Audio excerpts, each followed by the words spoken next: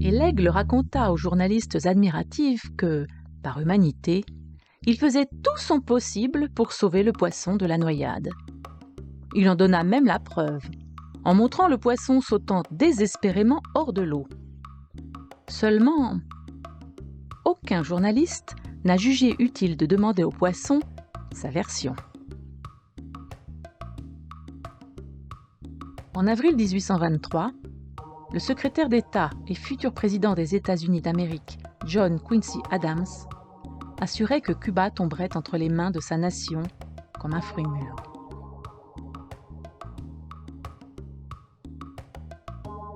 Car cette colonie espagnole, disait-il, était d'une importance transcendantale pour les intérêts de sa nation. En 1898, Cuba, en guerre contre la couronne espagnole, cherchait à obtenir son indépendance. Sans lui demander, les États-Unis lui apportent leur soutien. Les Européens durent partir. Mais Cuba passa aux mains de Washington, sans toutefois être qualifié de colonie. Comme le fruit était tombé, la quasi-totalité des terres passèrent sous domination états-unienne. Toute décision importante devait être approuvée par Washington. Alors Cuba devint le plus grand bordel, le plus grand lieu de divertissement et de drogue des Caraïbes.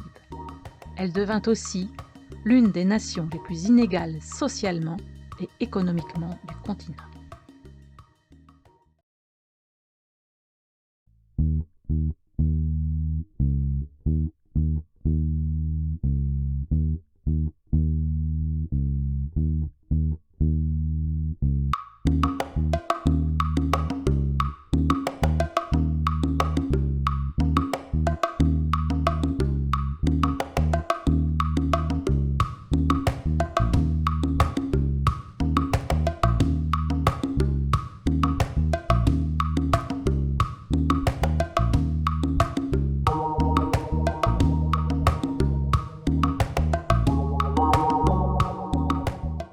Telle était la situation à Cuba. Mais le 1er janvier 1959, la dictature sanglante au pouvoir fut renversée par la guérilla dirigée par Fidel Castro. Immédiatement, le nouveau gouvernement exigea le respect de sa souveraineté. Parmi ses premières mesures, il nationalisa les terres et les entreprises étrangères. Sans attendre, le président Dwight Eisenhower ordonna alors à la Central Intelligence Agency de mettre fin à cette révolution. La CIA crut qu'il lui suffirait seulement d'appliquer la stratégie de la guerre intégrale. Celle-ci consistait en des actions psychologiques, de propagande, paramilitaires, criminelles et terroristes. La CIA l'avait inventée et mise en œuvre en 1953 pour renverser le gouvernement du Premier ministre d'Iran, Mohammad Mossadegh, qui avait décidé de nationaliser le pétrole. L'année suivante, elle l'avait appliquée au Guatemala pour faire tomber le président Jacobo Arbenz, qui tentait de nationaliser une partie des immenses propriétés de la United Fruit Company.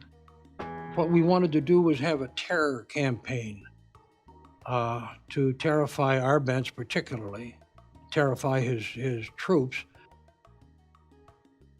À présent, la CIA devait utiliser la guerre intégrale afin de déstabiliser la révolution cubaine.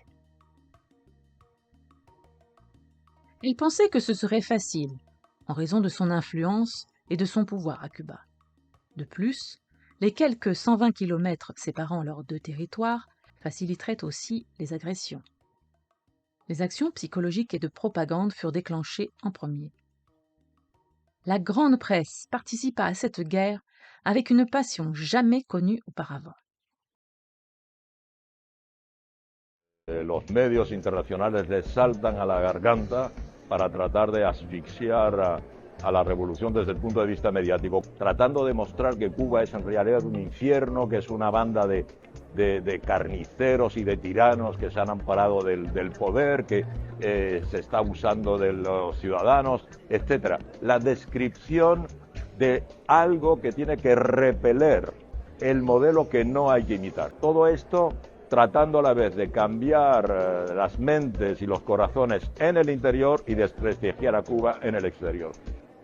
Si vous présentez un pays comme un danger existentiel pour les États-Unis, d'un seul coup, on comprend ou on tolère plus facilement l'idée que les États-Unis doivent se défendre. C'est ça la guerre psychologique. Quel danger représente Cuba pour les États-Unis, à part le danger d'un exemple? Déjà ça devrait faire rire. Mais la réalité ne prête pas à rire. Car jusqu'à aujourd'hui, et ce depuis 1959, la guerre contre la révolution cubaine ne s'est pas interrompue un seul jour. C'est la plus longue agression intégrale non déclarée contre une nation dans l'histoire de l'humanité.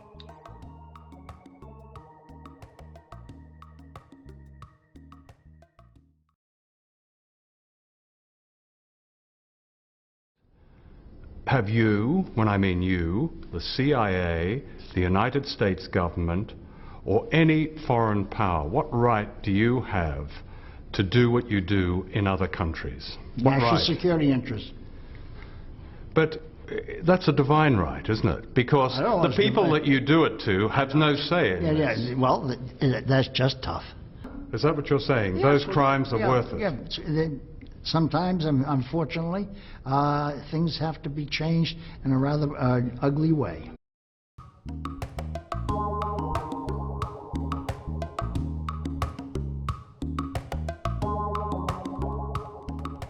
En 1959, l'Église catholique cubaine possédait des dizaines d'écoles pour les classes moyennes et supérieures.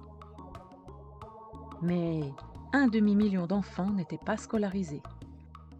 Et plus d'1 million de personnes ne savaient pas lire. Rappelons que Cuba comptait environ 7 millions d'habitants. C'est pourquoi, à la fin de cette année-là, la Révolution adopta une loi garantissant une éducation gratuite, publique et laïque pour toutes et tous. La noticia hoy es que todas las escuelas católicas han sido confiscadas y las monjas y religiosos obligados a abandonarlas. Peu après, en février 1960, les relations entre Cuba et l'Union soviétique débutèrent. Pour la Révolution, il était urgent d'ouvrir de nouveaux marchés, car les États-Unis avaient presque tout le monopole du commerce à Cuba, et ils étaient en train de refermer le marché en guise de punition. Ces deux décisions furent présentées par Washington comme l'épreuve que le communisme attaquait le continent. If the nations of this hemisphere should fail to meet their commitments against outside communist penetration, then I want it clearly understood that this government will not hesitate in meeting its primary obligations, which are to the security of our nation. Alors, une féroce campagne médiatique et psychologique commença contre la Révolution.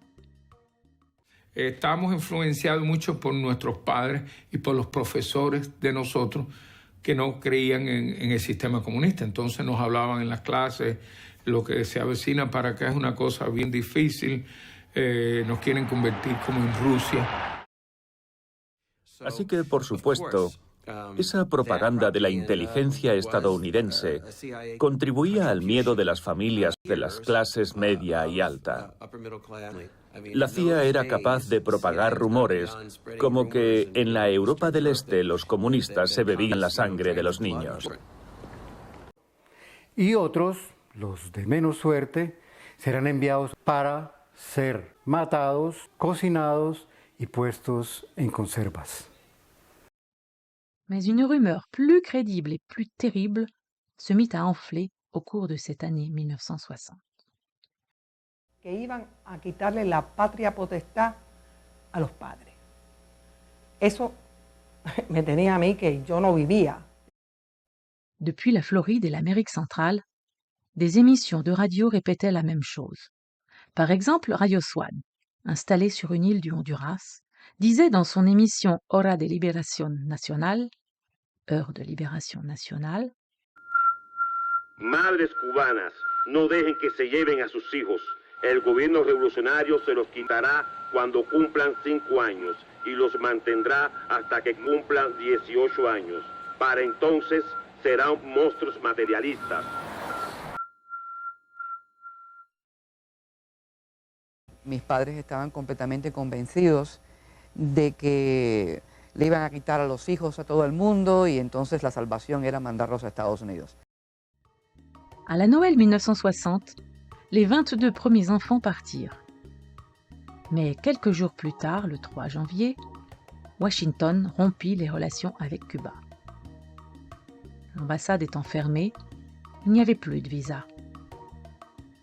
C'est là que l'Église catholique de Floride principalement joua un rôle fondamental. El gobierno, el Departamento de Estado me llamó para decir que quieren ayudar a unos padres en Cuba a mandar sus hijos aquí, pero necesitan una agencia social como la iglesia que pueda aceptar responsabilidad por los muchachos y que nosotros podemos contar con la ayuda del gobierno en la cosa de dinero y todo eso, pero que necesita alguien para firmar. Entonces yo le dije sí, vamos a firmar, y yo firmé el documento. Pour les visas, Washington donna des instructions. So you could take a visa waiver and you could blank out the name and birthday, write in a new name and birthday, and It was false. No, it wasn't false because there was no validity to the whole thing. It was simply a notification that the visa waiver had been waived, and it had been waived for all children up to 16 years of age. So, it didn't have to be an original signature. The photocopy worked just as well. Des milliers de reproductions de cette feuille furent envoyées à Cuba dans les valises diplomatiques de pays complices et distribuées clandestinement. C'est ce que l'on a appelé l'opération Peter Pan. Veo a mi madre y a mi padre llorando, pero llorando de una manera que nunca antes había visto, y eso me asustó. Y éramos casi todos niños, Pedro Pan, los que veníamos en el avión, con la excepción de unos cuantos adultos. Entonces los niños gritando y las personas adultas estaban más bien que viva Cuba Libre y celebrando. Uno de los grandes shocks de esa situación fue saber que íbamos a orfelinatos, porque la noción que tenían los padres en Cuba era que los niños las niñas iban a ir a escuelas privadas americanas. Y de madrugada a veces te sentía niños gritando papi, mami, y yo con 13 años pues lloré muchas noches. Mi hermano era niño, ¿no? Era un niño. Y las cartas que le mandaba a mi madre estaban llenas desde el principio al final de la hoja, por delante y por detrás, con solamente dos palabras que se repetían y se repetían y se repetían así toda la hoja por delante y por detrás.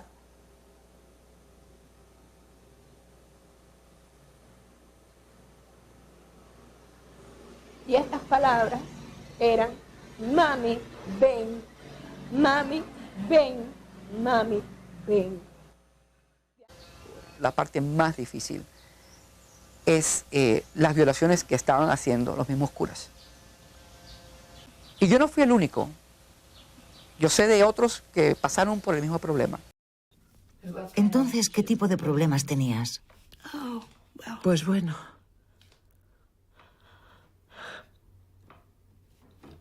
¿Podemos parar? No quiero hablar de eso.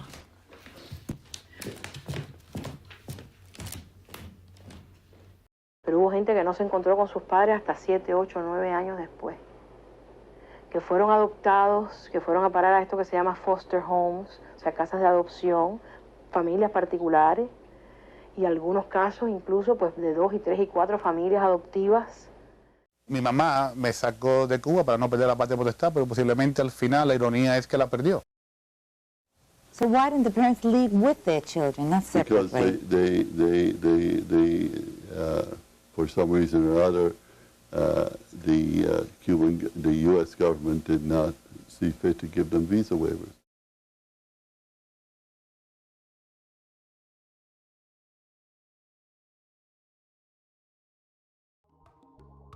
En ese momento, en el momento de la operación Peter Pan, había todos los días atentados.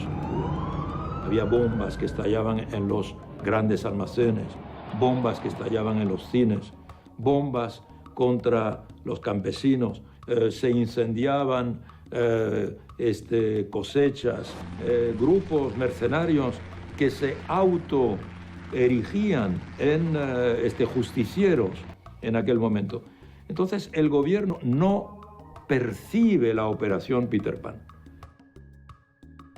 Mi padre fue uno de los dirigentes, una de las personas más importantes por el lado cubano en las operaciones de la CIA en el 59, al principio de los 60. Antes de morir, a finales de los años 90, él reúne a mi hermana, mi madre y al esposo de mi hermana, me acuerdo, allá en Miami Beach, a decirnos algo que le dolió a él mucho toda su vida. Y era la cuestión esta de la operación Peter Pan o Pedro Pan, que la operación fue una operación de la CIA, al punto de que la famosa ley esa de la patria potestad sobre los niños cubanos, etc., él tuvo que ver en escribirla.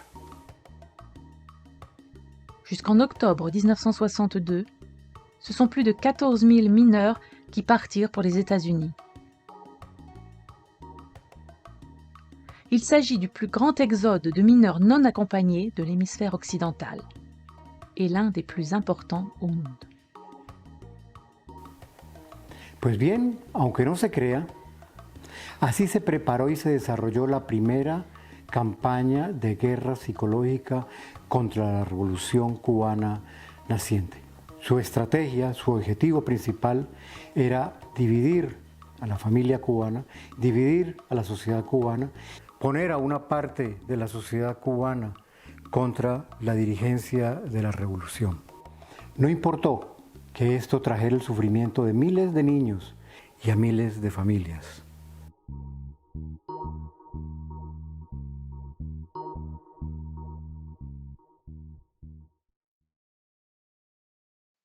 Dans cette tentative de mainmise sur Cuba, Washington a toujours compté sur des alliés qu'il protège sous le nom d'exilés, d'opposants, de dissidents, d'anticastristes ou de patriotes.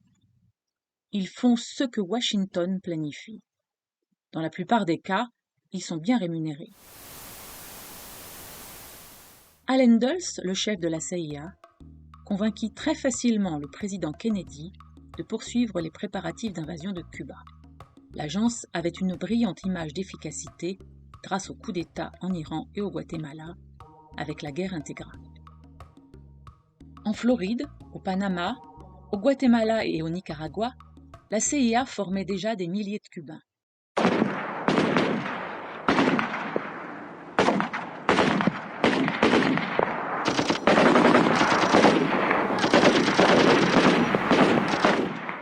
Nosotros pensábamos que íbamos a triunfar en ese empeño. El hecho de que los americanos nos estuvieran apoyando era una cosa para nosotros que garantizaba el triunfo de esa invasión. Los americanos nos estaban entrenando, los americanos nos estaban armando, los americanos planearon todo.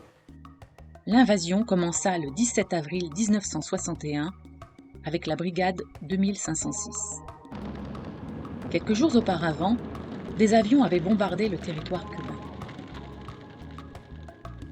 Lorsque ce fut dénoncé aux Nations Unies, le délégué états-unien fit ce qui est devenu une habitude en politique internationale pour Washington. Il nia. These charges are totally false and I deny them categorically.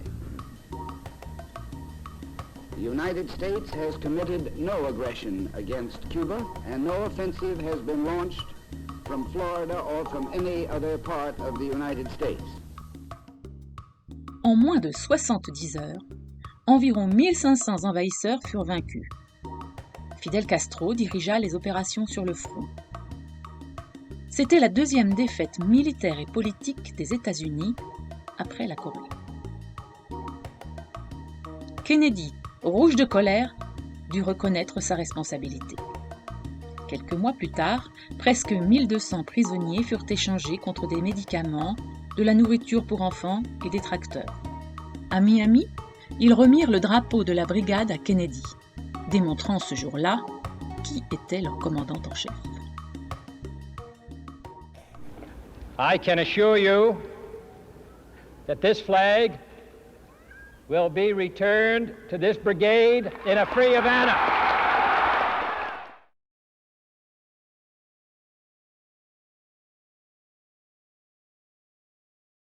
L'acte terroriste le plus abject contre Cuba est l'attentat à la bombe contre un avion de ligne cubain en octobre 1976. C'était le premier acte de terrorisme aérien sur le continent américain. Et cela reste l'attentat aérien le plus grave après celui du 11 septembre. Mais personne ne le sait. Le 6 octobre 1976, le vol Cubana 455 quittait la piste de l'île de la Barbade à destination de la Jamaïque, puis de la Havane. Quelques minutes plus tard, 2 bombes explosèrent dans l'avion.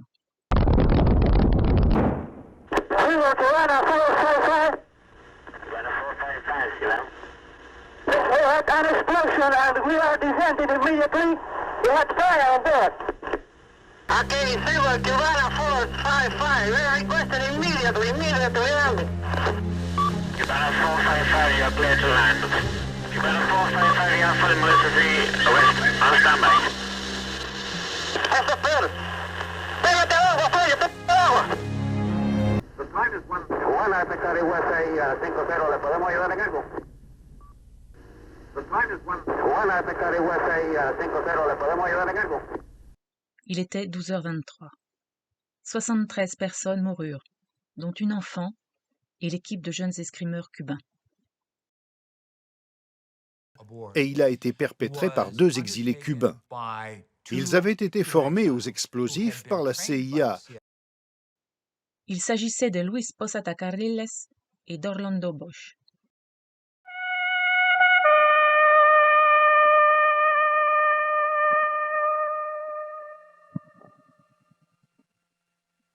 Jamais les États-Unis ne voulurent coopérer à l'enquête menée par 4 pays. Des documents déclassifiés à Washington ont prouvé que la CIA et le département d'État étaient au courant du plan terroriste. Bien que le FBI ait considéré Posada Carriles comme le Ben Laden de l'Amérique latine, celui-ci a toujours bénéficié de la protection de la famille Bush. Major terrorists are provided refuge in Florida.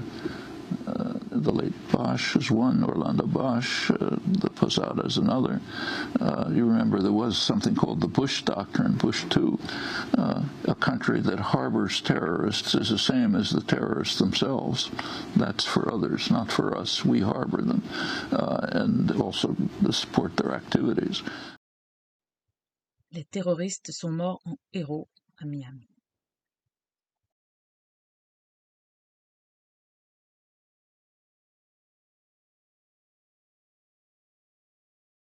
La clase política en Estados Unidos parece ha pensado siempre que si no dominan a Cuba, Cuba constituye una vulnerabilidad intolerable para Estados Unidos. Esto, por supuesto, es un punto de vista algo patológico, pero a la vez real. Cuba sí, Castro no. Thank you, God bless you, and viva una Cuba libre. Long live the dawn of freedom, viva Cuba libre. Encore un autre président qui a terminé son mandat sans réaliser son souhait. George Bush, père, son successeur, crut en avoir l'opportunité avec la désintégration de l'URSS en 1991, entraînant avec elle le bloc socialiste européen. Fidel Castro l'avait pressenti en 1989. Porque si mañana o cualquier día nos despertáramos con la noticia de que se ha creado una gran contienda civil en la URSS, o incluso que nos despertáramos con la noticia de que la URSS se desintegró, cosa que esperamos que no ocurra jamás. Aún en esas circunstancias, Cuba y la revolución cubana seguirían luchando y seguirían resistiendo. Cuba avait reçu 98% de son pétrole de l'URSS, qui lui assurait plus de 70% des échanges commerciaux. À présent, plus rien. Et Cuba demeura seul. L'instauration d'un programme d'ajustement et de résistance pour faire face à la crise à venir fut donc annoncée au peuple cubain. On l'appela « période spéciale en temps de paix ». Puisque l'URSS était tombée, ce serait un jeu d'enfant avec Cuba. Bueno, con la caída del campo socialista, la apuesta de todo Occidente, y lamentablemente así lo creyeron muchos de la izquierda en el mundo, que Cuba se caía ya por su propio peso. Con la caída del campo socialista, obviamente, en nuestro país comenzamos a sentir los primeros impactos. La escasez, los apagones, la falta de todo el confort que habíamos logrado hasta esa época en el modo de vida. Percibí, viví y compartí los días difíciles del pueblo de Cuba cuando este pueblo comenzó a unirse, a crear más solidaridad. El reto era vencer y no hay otra, hay que vencer, y para vencer había que sacrificarse, y el pueblo se sacrificó. Fueron muchas las dificultades, fueron muchos los obstáculos de transporte, de corriente eléctrica. Yo escribí mi tesis con velas, porque pasábamos 15 y 16 horas sin corriente eléctrica. Había que subir 11 pisos con aquellos niños pequeños, sus mochilas, llegar en medio de un apagón. A veces teníamos alguna lamparita recargada, a veces tenían que hacer sus tareas bajo una penumbre horrible. Cuando tenía que ir a estudiar, ir a los ensayos, no pasaba el transporte, pero no importaba. Cualquiera te paraba, un camión, lo que sea, o una bicicleta, y llegábamos. A veces un poquito caminando y otro poquito en algún transporte. La dificultad alimentaria sí, fue muy difícil. La recuerdo que no había aceite, comíamos las comidas hervidas. Lo que había, se comía. Y me recuerdo una amiga bailarina que un día llegó a los ensayos con una java llena de zanahoria, que no sé de dónde las había sacado, y nos dimos un atracón de zanahoria y así estuvimos ensayando por 4 horas. Fue una situación muy difícil, que incluso hubo varios miles de personas en Cuba que se enfermaron por las carencias de vitaminas y por ataques de virus, etcétera, que hubo en ese momento, que produjeron una epidemia en Cuba de una cosa que se llamó la polineuropatía epidémica. Yo quisiera saber cuántos cubanos han muerto directamente o indirectamente con motivo del bloqueo. Porque es evidente que si usted necesita insulina y no la recibe, pues si usted es diabético, usted se muere. Nunca se cerró un hospital, nunca se cerró un policlínico, nunca se cerró una escuela, nunca se cerró un círculo infantil. En 1992, en pleno periodo especial, yo quedé embarazada. Pero a pesar de que había una situación complicada en el país, a mí el país me garantizaba que yo tuviera mi litro de leche 2 o 3 veces a la semana. Alors que Washington et ses alliés cherchaient à vaincre la révolution par la famine, la campagne médiatique était constante, à l'intérieur et à l'extérieur de Cuba. La guerra psicológica lo que hace es tratar de convencer, y convence a una parte de las personas, tratar de convencer al pueblo cubano, también a la opinión pública internacional, que quien es culpable de esta situación, de penurias, de escasez, de desabastecimiento en la isla, todos estos problemas que son bien conocidos, el culpable no es el gobierno de Estados Unidos, no son las sanciones, no es la guerra económica, sino el gobierno cubano, el sistema socialista, la ineficacia de un modelo económico y social que es un fracaso. Este es el relato que tratan de imponer a través de la guerra psicológica. Y fueron pasando los meses y los años y la revolución no se rendía. Lo que constató Washington es que su veneno se le estaba devolviendo, que debido a la campaña incesante contra la revolución cubana dirigida a hambrear a este pueblo, a dividir a este pueblo, miles y miles estaban partiendo en balsas y en lo que pudieran a buscar lo que les ofrecía esa campaña de odio. Porque la idea era esta, demonizar y satanizar a la revolución cubana y a los dirigentes y al mismo tiempo decirle, vengan al sueño americano y aquí nosotros les vamos a dar todas las condiciones para vivir mucho más cómodo. Partieron tantos cubanos hacia la Florida que llegó un momento en que Washington decidió encerrarlos en la base militar de Guantánamo, territorio cubano ocupado por Estados Unidos. Y seguían pasando los meses y los años, y Cuba no se arrodillaba. Pero Estados Unidos seguía desesperado. Entonces el presidente Bill Clinton firmó la ley Helms-Burton, una ley que intentaba cortarle cualquier posibilidad de comercio a Cuba con cualquier país del mundo. Second, I will move promptly to reach agreement with the Congress on the pending Helms-Burton Cuba legislation so that it will enhance the effectiveness of the embargo in a way that advances the cause of democracy in Cuba. Une bonne partie de cette loi est uniquement destinée pour les États-Unis de clarifier les conditions dans lesquelles le blocus doit être levé. Cuba, pour être considéré comme un État démocratique et éventuellement lever le blocus, doit se soumettre au libéralisme économique, doit privatiser son secteur bancaire, doit privatiser son système scolaire. C'est ça les conditions sine qua non. Ce n'est pas les droits de l'homme, qui sont à peine mentionnés.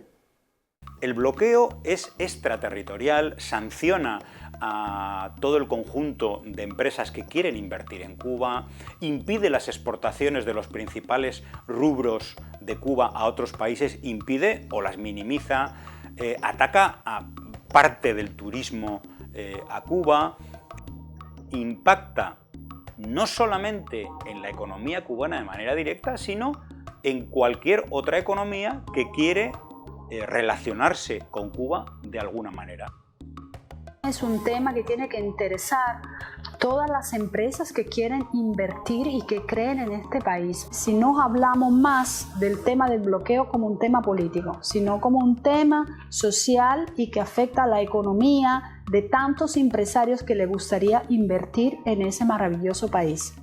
Porque un banco chino o un banco turco no va a querer exponerse a que el Tesoro americano lo sancione, como ha sancionado al Banco de Suiza, a bancos franceses, a bancos alemanes, directa o indirectamente, en particular en el sector financiero, tienes un bloqueo del 90-95% del capital. La presse, les grands médias arrivent soigneusement à éviter d'en parler. Rarement ils mentionnent les sanctions économiques. Quand ils les mentionnent, ils utilisent le terme un peu neutre, un peu sans saveur d'embargo. Mais jamais, jamais, jamais, et j'insiste sur jamais, ils n'expliquent en quoi consiste le blocus. Y el bloqueo es absolutamente determinante porque determina toda la vida cotidiana de Cuba. Que además nos hemos acostumbrado durante todo este tiempo a vivir un poco bajo la presión de qué será el mañana, sobre todo pensando en la cercanía que tenemos al gobierno de Estados Unidos, que bloquea nuestra economía en todos los sentidos, y el bloqueo sí es real, el bloqueo no es un eslogan. Todo lo que los Estados Unidos dicen sobre la legitimidad del bloqueo o la legitimidad de las medidas coercitivas internacionales es falso en el derecho internacional.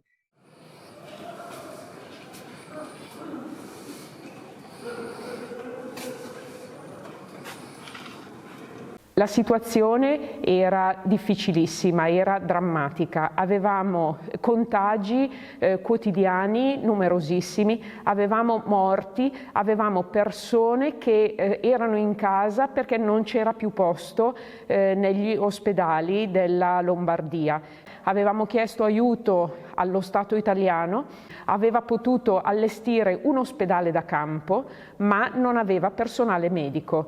Con la pandemia también aquí en Europa descubrimos un mundo nuevo, descubrimos tantas dificultades que no eran conocidas para los italianos y para los europeos. E quindi sono arrivati dall'isola di Cuba i nostri hermanos de Cuba.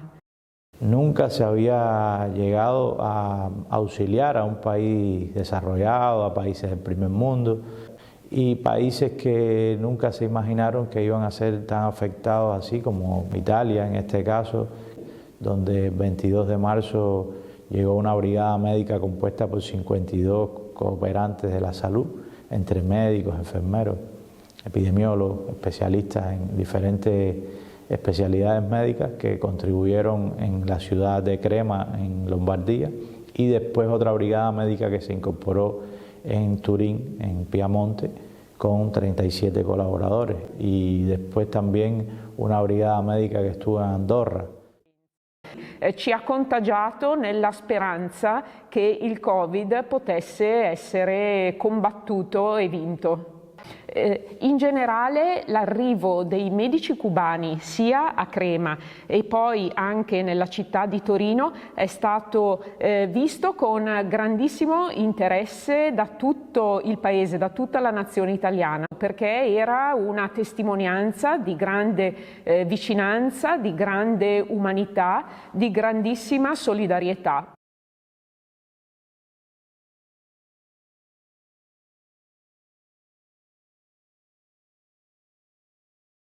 58 brigadas médicas en 42 países participaron en la lucha contra la COVID-19 en diferentes momentos y en diferentes continentes. Un contingent de médecins et d'infirmiers cubains est arrivé vendredi à l'aéroport de Luanda, la capitale angolaise. Ce sont plus de 250 professionnels médicaux qui apporteront leur soutien aux équipes locales dans la lutte contre la pandémie de Covid-19. Ils sont 15 et arrivent sous les applaudissements du président de la collectivité territoriale de Martinique et des médecins de l'île. C'est une première en France. Nosotros hemos tenido cooperación médica en más de 167 países. Actualmente en 59 países persiste la colaboración médica. Por más de 2 décadas, la Brigada Médica Cubana en Haití presta servicios en esta nación caribeña. Creada en 1998 tras el azote del huracán George. Ocurrió un suceso que marcó también una diferencia en cuanto a la cooperación médica en el exterior, y fue en el año 2005, cuando fue creado el contingente Henry Reef, especializado en desastres naturales y graves epidemias. Y ante un evento meteorológico que ocurrió, el huracán Katrina, en New Orleans, en los Estados Unidos, y el gobierno cubano le brinda esa ayuda al gobierno de los Estados Unidos, este desestimó esa ayuda médica y de personal de salud. Cuba será pronto libre.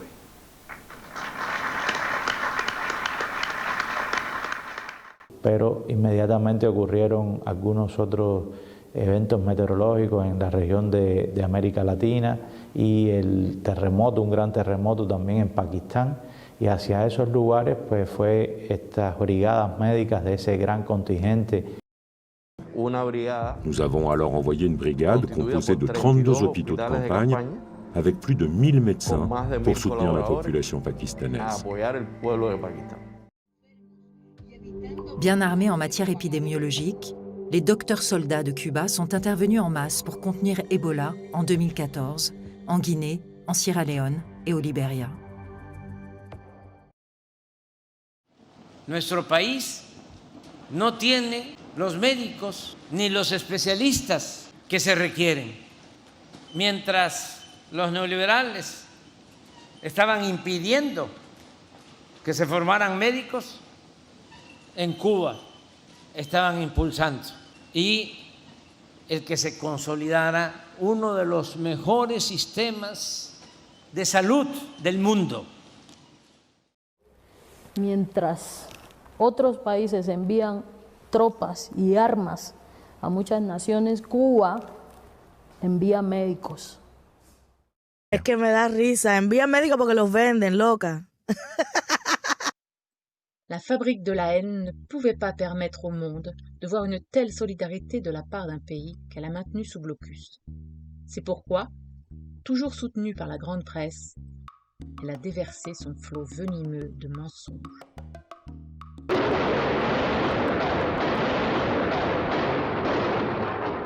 Efectivamente, los médicos cubanos se están escapando de Venezuela y revelan cómo el régimen de Nicolás Maduro los obliga a mentir sobre las estadísticas del COVID-19. También dicen que son vigilados como si fueran esclavos. Le nouveau président brésilien a été le premier à dénoncer le travail esclave. Jair Bolsonaro a renvoyé les 10 000 Cubains chez eux. Ils n'ont pas été remplacés. Tant pis pour les malades.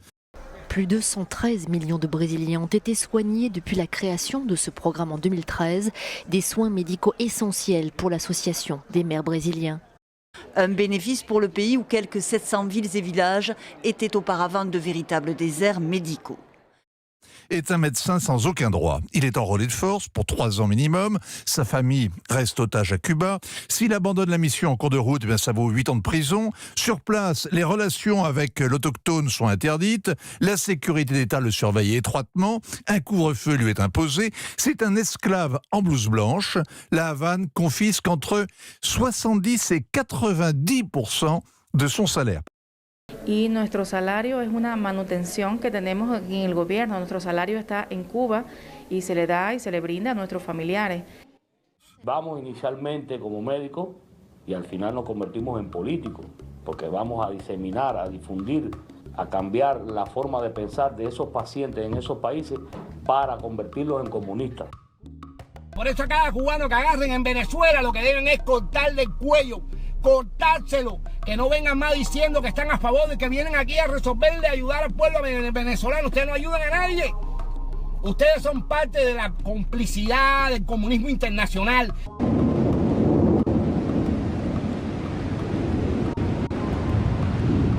Porque cualquier grupo, cualquier compañía de Estados Unidos que coopere con Cuba o que le venda medicinas a Cuba o equipo quirúrgico a Cuba o coopere con hasta la Universidad de Medicina en Cuba, que tenga mucho cuidado. Eso es un gran riesgo. Vamos a mantener vigilancia para enfocarse las leyes de este país también a esas agrupaciones.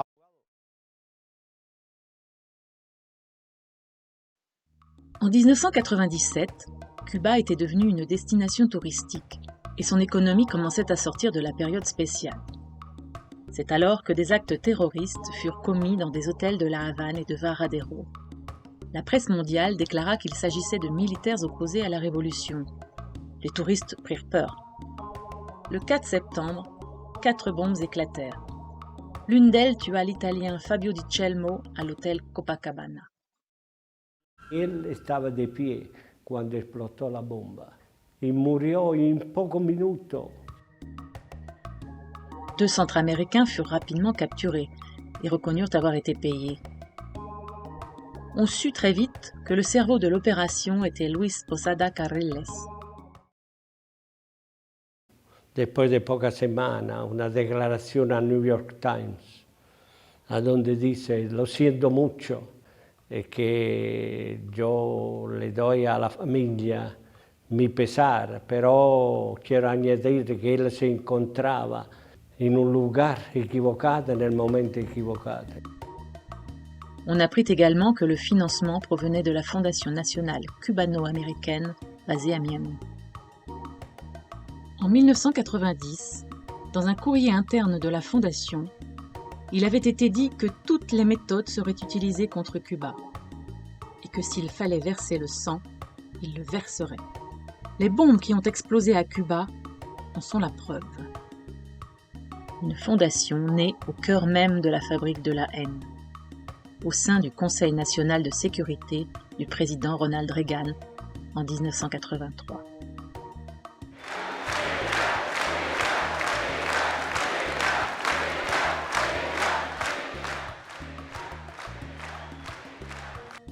Son objectif était de contribuer à mettre fin à la révolution cubaine et de servir les plans clandestins de l'administration Reagan à l'étranger.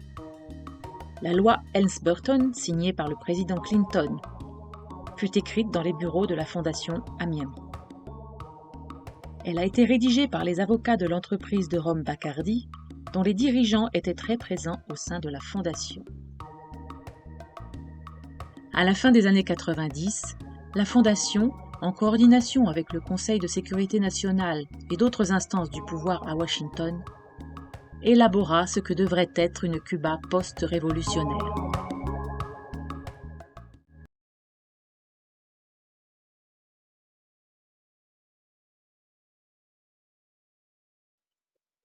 Le 20 mars 2016, le président Barack Obama est venu à Cuba.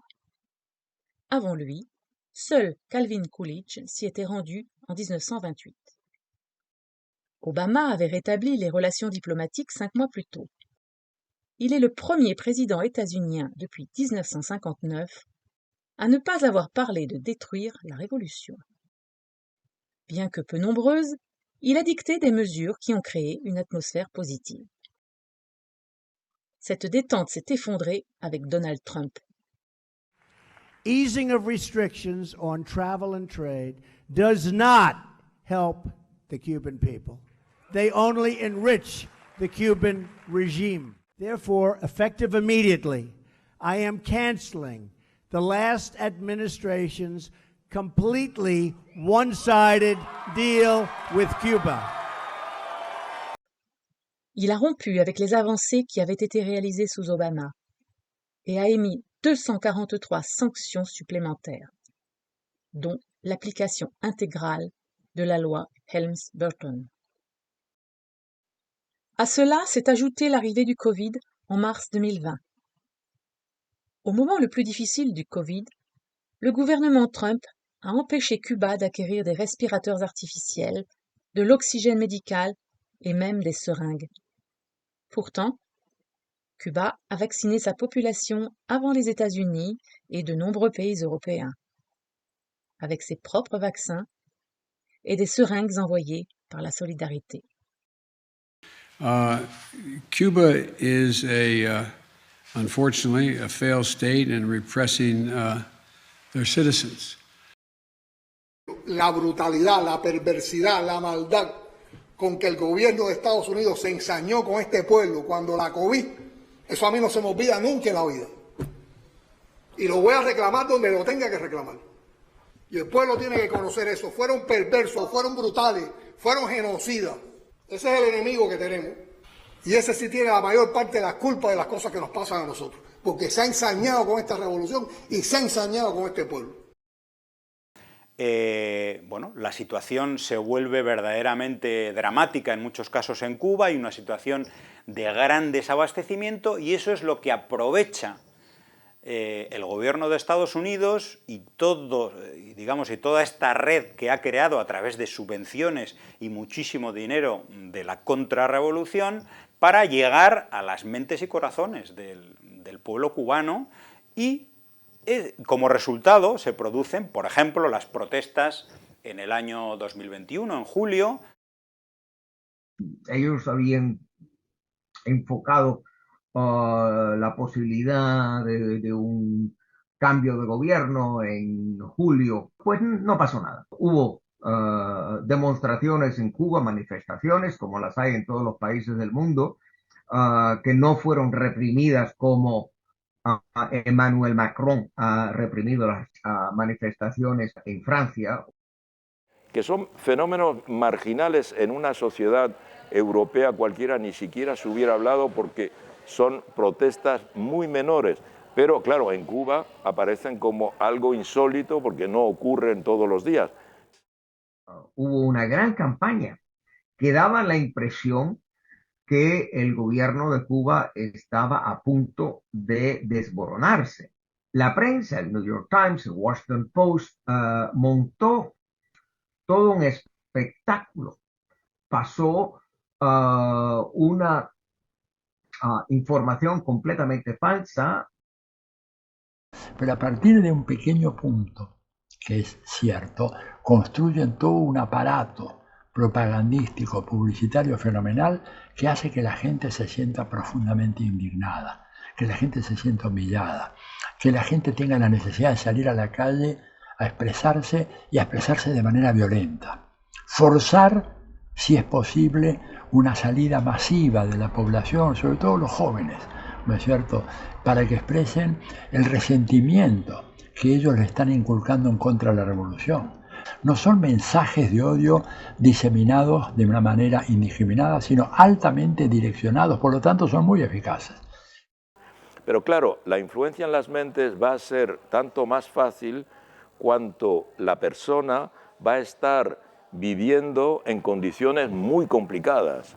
Si Cuba no puede importar porque no le dejan pagar la alimentación, o no le dejan pagar los medicamentos, o no le dejan pagar el petróleo, entonces hay muchas dificultades de la vida cotidiana. Y la reacción de cualquier persona en cualquier país del mundo es decir, la culpa la tiene el gobierno. Un sistema de propaganda sumamente sofisticado y que ataca a la población en todo momento.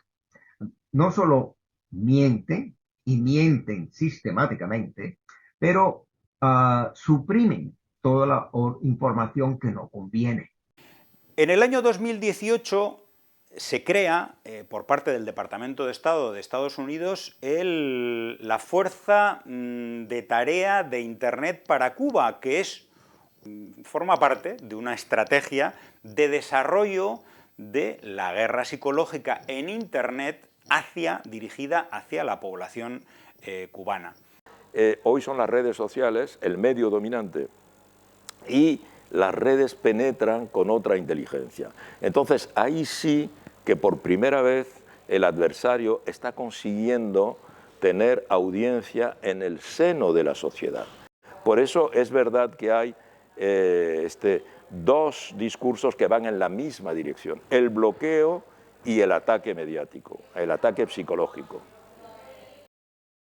On peut les présenter comme des dissidents, comme des opposants politiques, alors qu'en fait ils jouent un rôle essentiel de la propagande et du camouflage en fait de la réalité économique et de répression politique contre Cuba. Cuba est en guerre économique contre une superpuissance et de facto tous ceux qui jouent dans ce sens-là, en appuyant l'agresseur, qui sont les États-Unis, sont forcément au mieux des mercenaires, au pire des traîtres. Et ce serait le cas d'ailleurs pour n'importe quel autre pays, pas pour Cuba. Si ça se passait en France, ailleurs, ce sera la même chose. La conférence des présidents a choisi de décerner le prix Sakharov 2010 de la liberté de pensée à M. Guillermo Fariñas. En octobre 2010, au beau milieu d'une campagne médiatique contre Cuba, le Parlement européen décerna le prix Sakharov à Guillermo Fariñas, un parfait inconnu pour les Cubains en ligne, pour son prétendu travail en faveur des droits de l'homme et de la paix dans le monde. 3 ans à peine s'étaient écoulés que le dissident médiatisé, un ancien soldat des forces spéciales, voyageait librement à Miami pour participer aux activités de la Fondation nationale cubano-américaine. Adelante, adelante, adelante. Et pour rencontrer le terroriste Luis Posada Cardenas. Tratamos de unir a los luchadores que ejercieron la violencia política, porque una de las cosas que nosotros no aceptamos es que se desprecia a nadie porque haya ejercido la violencia política o no. En nuestro programa hemos preparado la lista roja, una lista de personalidades y celebridades vinculadas a la dictadura cubana que entran a Estados Unidos con visa. ¿Podríamos enviársela para que revisen a estas personas, a estos visados? I'd like to, if you give me the list, yeah, that's okay with me. Thank you very much.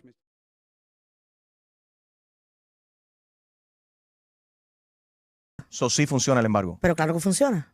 A Cuba hay que meterle, como digo yo, el DPI completa. ¿Qué más puede hacer Estados Unidos? Tienen que apretar. Y yo pienso que Estados Unidos tiene que verdaderamente hacerse respetar y apretarlo duro. Con la participación de importantes figuras del exilio cubano, venezolano y nicaragüense, la Asamblea de la Resistencia apoyó hoy las nuevas medidas de Washington para reforzar el embargo a Cuba y pidió nuevas sanciones para aislar al régimen en la región. Que somos al final los que te metemos en tu mente que en la vida real tú no ayudas a tu familia mandándole comida y dinero. No hay que mantener a los cubanos en Cuba porque al final mantienes la dictadura, mantienes la represión, mantienes la miseria, aunque a ti te parezca que lo que estás haciendo es ayudar a tu familia. Y voy a ganar la alcaldía del condado. Y voy a hacer todo lo posible, absolutamente todo lo posible, para obligar a los legisladores a cambiar lo que haya que cambiar para que la dictadura cubana desde este condado no reciba un solo beneficio. La principal moneda para la compra de alimentos internacionalmente sigue siendo el dólar. Los precios de los alimentos se han triplicado en lo que va de este año. Al régimen no tener acceso a esa banca, no tiene esa moneda, el régimen no puede cambiar dólares, no puede comprar alimentos. Y te vas a la mierda con tu perra hambre y te vas a la mierda con Díaz-Canel metido en el y ya, yo no quiero ser ni mártir, ni luchadora, ni la más dura, ni nada. Pero si se ponen a comer tanta yo me retiro de hablar de política. Y yo estoy aquí en el Yuma viviendo bien.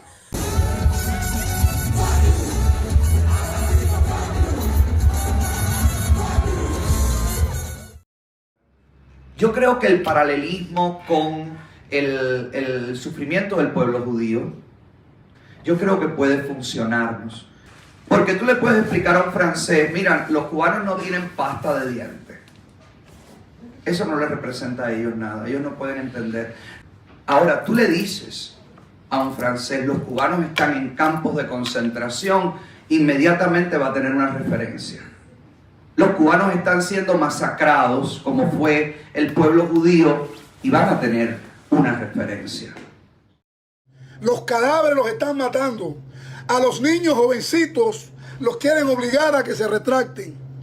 Los ponen en un pasillo y le dicen, mira, lo que hacemos, lo que hace la revolución, y le están cortando las orejas, le pinchan los ojos. Esto a la vista del Partido Republicano, a la vista del Partido Demócrata, a la vista del Departamento de Estado, a la vista de la Europa. De manera unida, tenemos que pedir una intervención internacional encabezada militarmente por los Estados Unidos para poner fin a este régimen ilegítimo.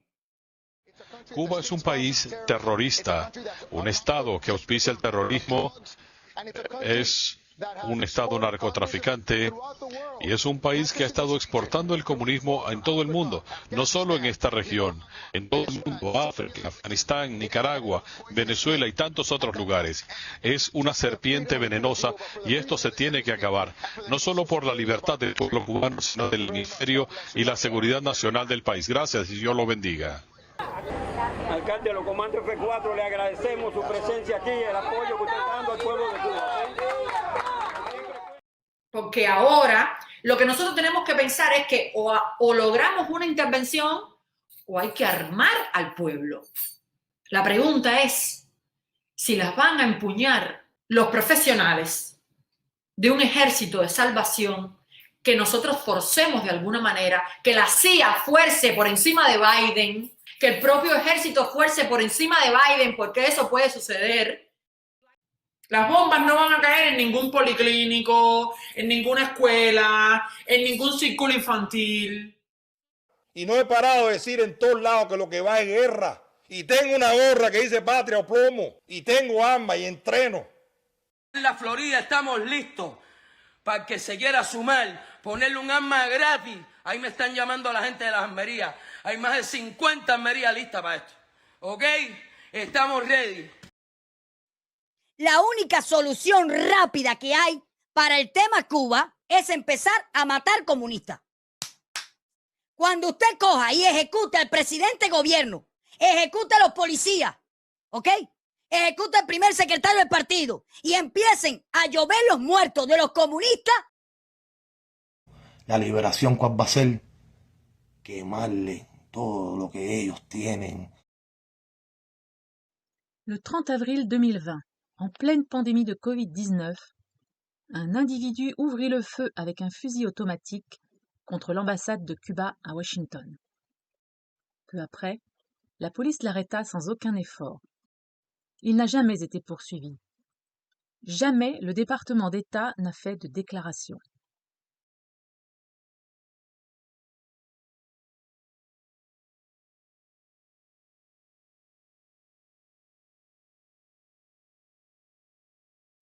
Presque un an plus tard, le 26 juillet 2021, 3 bombes incendiaires furent lancées contre l'ambassade cubaine à Paris.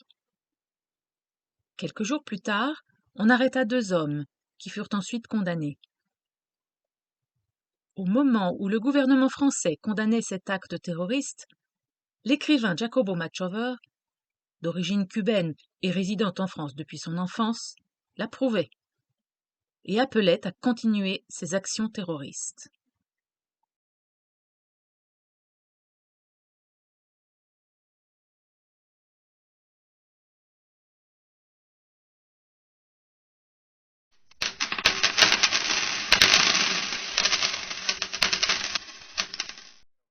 Te sorprendería si te digo que durante 20 años, desde el 2001 hasta el 2020, el gobierno de los Estados Unidos ha declarado, mediante el IRS, la Oficina de Impuestos del gobierno de los Estados Unidos, que más de 160 organizaciones que se dedican a luchar en contra de la dictadura han empleado 407 millones de dólares en esta lucha. Y mi pregunta es, ¿en qué se ha gastado este dinero?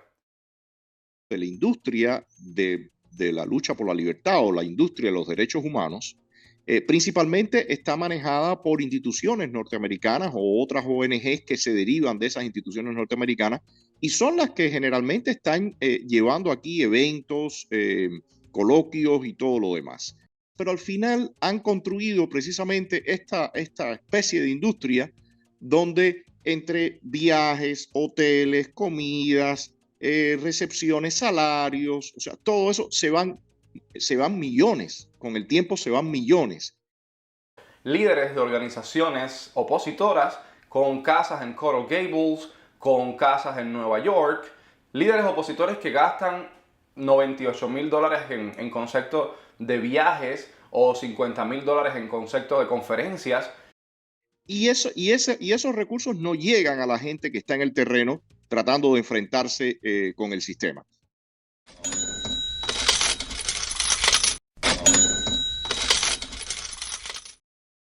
El opositor que tenga resultado, el opositor que tenga un activismo, el opositor que tenga gente que lo siga, a esa gente se le manda una ayuda, un dinero, una cosa. De un ser humano que su recurso más grande ha sido vivir del dolor del cubano. Hace rato se está enriqueciendo y nada de malo con que alguien se enriquezca con el esfuerzo de su trabajo, pero sí con el dolor ajeno. Clara Cabrera, no te puedo decir que has lucrado porque a ti te ha ido mal hasta de p***. A ti te ha ido mal de todo.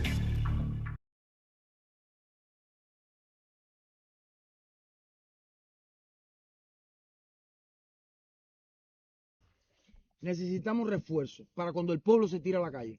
Cuando el pueblo se tire a la calle, ya veremos qué necesitamos.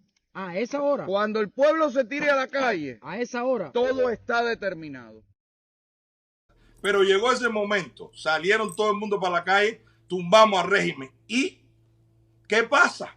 ¿Cuál es la ruta? ¿Quiere que te diga lo que pasa ante ese vacío? Se quedan los norteamericanos ahí. Como hicieron en Afganistán. Nunca van a poder contrarrestar la enseñanza, el ejemplo de solidaridad, de fraternidad que ha dejado a Cuba su movimiento revolucionario y sus dirigentes.